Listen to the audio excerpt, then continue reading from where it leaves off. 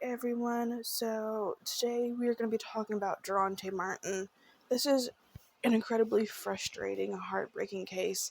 I mean, all of the ones we talk about are frustrating and heartbreaking, but this one in particular, it's going to sit with you. I just have a feeling if you haven't heard it already. I heard about this case from Danielle Hallen, who is a YouTuber. She did an incredible, in-depth video. Definitely go check it out. But that's what we're going to be talking about today. And all of the links that I used for research will be down below, like always. I do want to give some trigger warnings for racism, for talk of suicide, or mentions of suicide, and I believe that's it. So I just want to put those out there, but let's go ahead and get into it. So Derontae is described as a loving 19-year-old, a caring brother, a supportive teammate, and hardworking student. He was killed when he was about to live out his dream of playing football. To those that knew him, his death being rolled as suicide was jarring, tragic, and it was also very suspicious.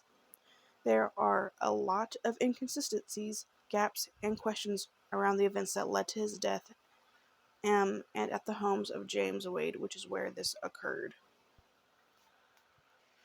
I also want to say that multiple articles did name the homeowner by name, and multiple did not, so I went ahead and just named him James Wade. I think the dude is hella suspicious, and that's why I am bringing him up.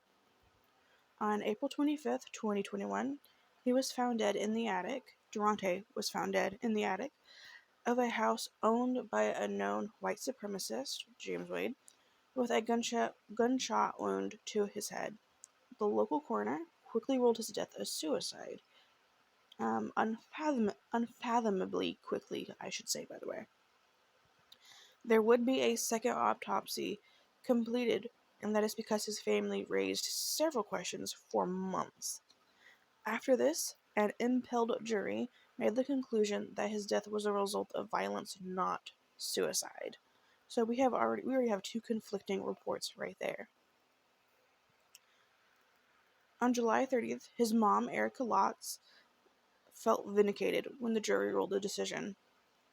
Authorities had repeatedly told her that she was just in denial about the nature of her son's death, and she believes that police and medical personnel who handled the initial death investigation were blinded by tunnel vision, which I absolutely agree with.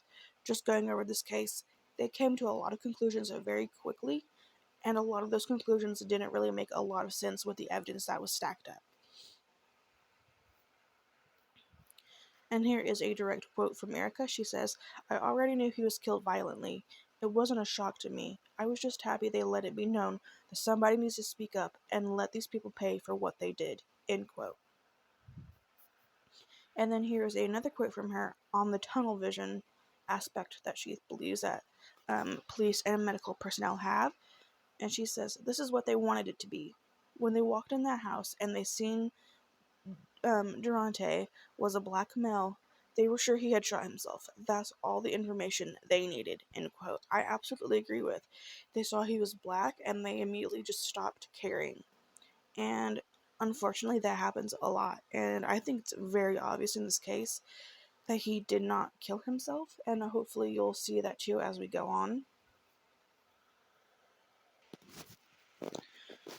So, NBC News obtained investigative documents from the police investigation into Derontae's death from a doctor who performed an independent autopsy, and records show that police investigated allegations of racism and foul play by the homeowner.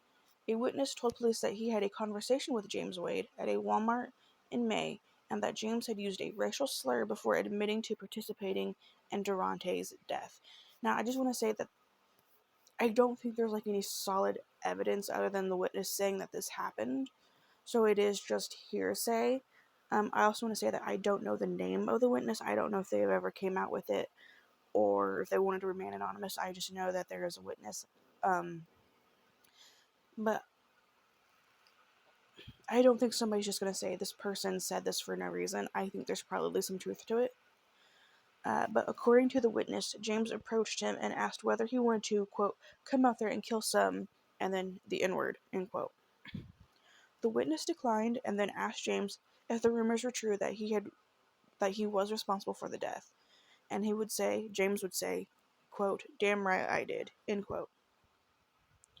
The witness then says that James described ways to get away with murder via wearing gloves, face coverings, etc. So, the pathologist that performed the initial autopsy was Dr. Russell Diedeker. Diedeker? I'm not sure how to pronounce his last name. But he was the one who performed the initial autopsy, and he would reject Erica Lotz's allegations that racism influenced the allegation, or how he conducted the autopsy. And I mean, so, there was another autopsy that found that it was violence, not suicide. So either you're not the greatest at your job, or there's something a little rotten here. That's all I have to say about that. Moving on. So, documents detail on how he died during a pre-dawn shooting, and this was at an 18th birthday party for James's daughter. Why was Derontae there, if I'm being completely honest? Because earlier I mentioned that he is a well-known white supremacist, and I don't know why you would be at the house of the daughter who is the daughter to a well-known white supremacist. That is just weird to me. Something makes me feel like maybe he was lied to get there, or maybe tricked into it, because I can't just see him going somewhere where people don't like him, you know? Like, that's just weird to me. But yes, that's what he was there for, was an 18th birthday party for James's daughter. I don't know his daughter's name either, by the way. But these documents say that a 31-year-old man gave Derontae a .38 caliber semi-automatic pistol. Why? Good question. The same man told police that a 19-year-old man was with Derontae when the gun was fired. Partygoers say that Derontae was acting erratically and paranoid. I do want to say that I was not able to find a name for any of these people. Like the 31-year-old, the daughter, the 19-year-old, I wasn't able to find a name for any of them, so we don't know who they are. So methamphetamine intoxication, may have contributed to his death, and this is according to Russell Diedeker. A autopsy report said that he died from a gunshot wound to his left temple that showed evidence of near contact range of fire. But Erica says that he did not do any heavy drugs, but had been prescribed pain medication due to a surgery he had on his right wrist shortly before the shooting. And so we're going to get a little bit into the actual shooting itself. So police were called to the home at 3 a.m. Police claim a silver semi-automatic pistol was discovered directly below his left hand, with the muzzle pointed in the direction of his hand in a pool of his blood. The pistol was no longer loaded with bullets when police secured it. His right hand was in a cast. The man who gave him the gun claimed he'd been pleading with Derontae to not kill himself and ran out of the room after the shot was heard. Here's what I think about this. There is the potential that he was on something, maybe from what he took for his wrist. I can't imagine the pain that must have been. And for some reason, some idiot gave him a gun. We don't know why. Gave him a gun. They were in there with him, and there was an accident. Maybe he did accidentally shoot himself. I don't believe that. I'm just going to say that I'm going to put it out there that could be an option.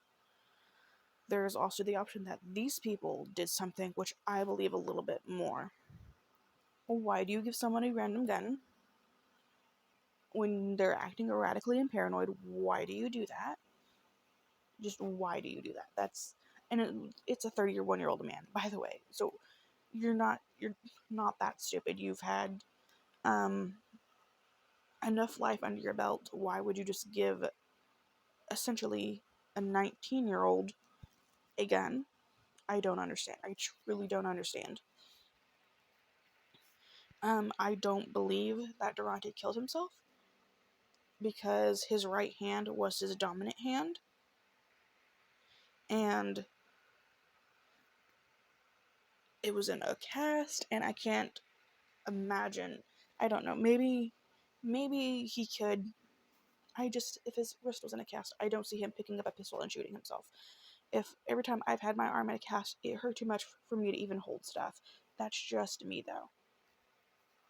I kind of think that he was lured to this house, and these people did a job, whether it was because they're also racist or because James Wade wanted them to. But we're going to continue on because we still have more information. So, Dr. Jane Turner, a forensic pathologist who conducted the second autopsy, said that Derontae was not shot at close or intermediate range. She said she reached the conclusion without the aid of supplemental evidence, such as autopsy photos and investigative photos. She also examined his body after he had been embalmed, which had been against Erica's wishes. That is so disgusting that they embalmed her son. That was against her wishes. It's absolutely gross. And as for the photos and investigative photos, I'm not sure if it was because they wouldn't hand them over or what it was. I think that might have been it, but she did not have access to it, which was a little weird for me. But the fact that she came to this conclusion without all that stuff there, I kind of feel like maybe it was just obvious then that it was not close range. If he had shot himself, it would have been close range, right? Something tells me that maybe he was lured into that house. He was lured um, into this room where this happened. He was found in a very tiny closet. I think he might have been shot. That's just very much what I think. So here's a quick timeline. So, April 27th, having not heard from police, Erica reached out to the sheriff's department for information and was met with hostility and given no information. And this is taking place after the shooting. May 2021, James continued to comment on social media regarding Derontae's death, and texted someone stating that he had been the second person to die from suicide at his home. Which, that is incredibly alarming. April 14th, 2022, James Wade was arrested and in custody for a shooting incident that he was involved in but not related to Derontae. So, he shoots people. He shot someone. Like, there's no question about it. He was arrested for that. I do want to say that him texting people and saying that Derontae had been the second person to die of suicide at his home is alarming. It's suspicious. Why are there people killing themselves at your house? Something tells me that there might be something a little weird with that. Also, the fact that he was continuing to comment on social media about Derontae's death, I can only imagine it was the most disgusting things, because James seems like a despicable and miserable human being. I did not see what he said, and I also don't want to see what he said. I can only imagine. But the fact that he is commenting on social media about the death of a 19-year-old who died in his home is absolutely egregious to me. But as of now, this year, no one has been arrested for Derontae's death, and police still have released no information. We still have nothing else going for us. And I always say this in my other videos, that it could be because, to give them the benefit of the doubt, they're protecting the integrity of the case. Maybe they have someone, or maybe they had someone. They know more than we do. Maybe they're working on it behind the scenes. But just the way that this case was initially handled, I don't really believe that. I think that Erica deserves more information than what she's being given by police. I think it's absolutely disgusting that she was just asking for information about her son's case and she is being met with hostility. I believe that at one point it said that they stopped communicating with her. I'm not sure. I believe I saw that. I just want to put that out there.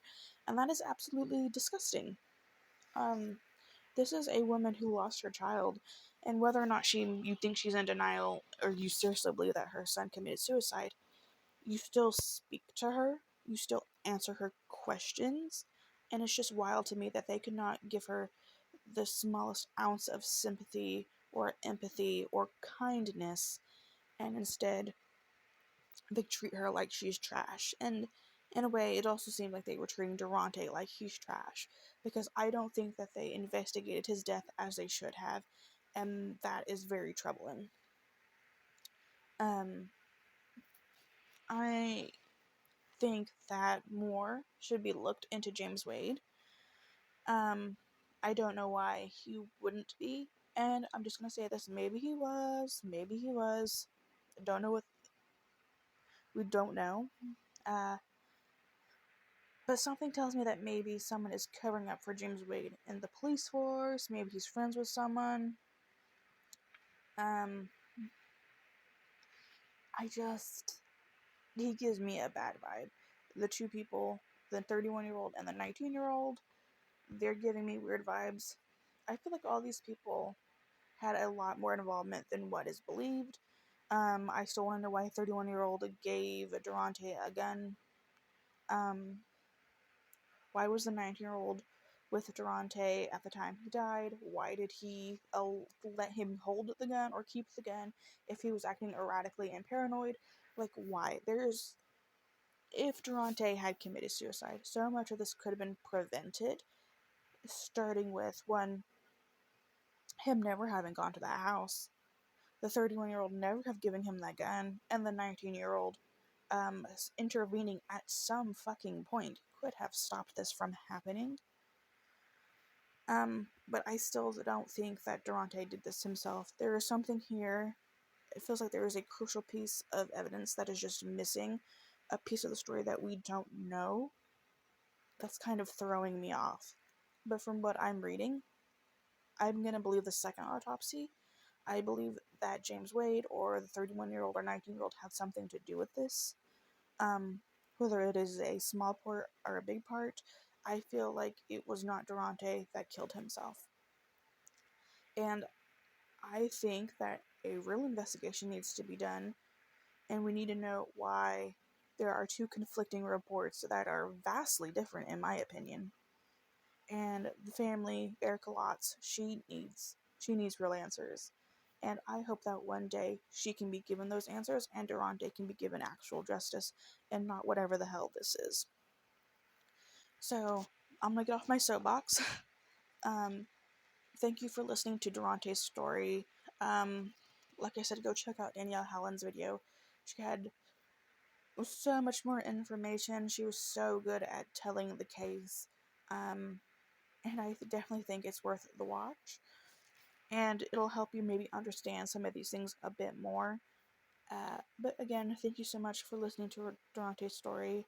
Links will be down below if you want to go and see the articles for yourself. And I will see you guys next time. Bye, guys.